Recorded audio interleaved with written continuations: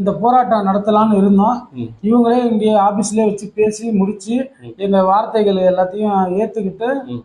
செஞ்சு முடிச்சு கொடுத்துட்டாங்க. உடன்படிக்கை ஏற்பட்டுருச்சு. உடன்பாடு ஏற்பட்டு ம். முடிச்சுக்கிட்டோம் நாங்களே. ம். அதுக்கு ஒத்துழைச்சு எங்களுக்கும் ம். அக்ரிமெண்ட் எழுதி கொடுத்துருக்காங்க. அந்த தேதிக்குள்ள நாங்க செஞ்சு கொடுத்துறோம் அப்படின்ட்டு அக்ரிமெண்ட் போட்டு எழுதி கொடுத்துருக்காங்க. ம். ம். ம். அந்த தேதிக்கு செய்யலைன்னா உங்களோட மேனேஜர். மேனேஜர் ஆமா. அவர்கிட்ட போய் கட்டலாங்களா?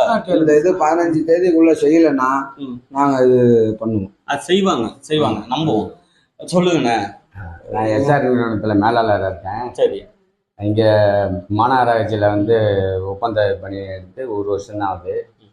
1 வருஷத்தில் இந்த அரியர் தொகை அதாவது ஒப்பந்தத்தில் நாங்கள் போட்டிருக்கிறது 550 ரூபா தான் போட்டு நாங்கள் கான்ட்ராக்ட் போட்டிருக்கிறோம். அந்த 550 ரூபா பத்தாது, கலெக்டரோட சம்பளம் 590 ரூபான்னு சொல்லி கேட்டாங்க. அந்த நேரத்தில் வந்து மேயரு, கமிஷனரு, ஜிஹெச்ஓ 3 பேர் சேர்ந்து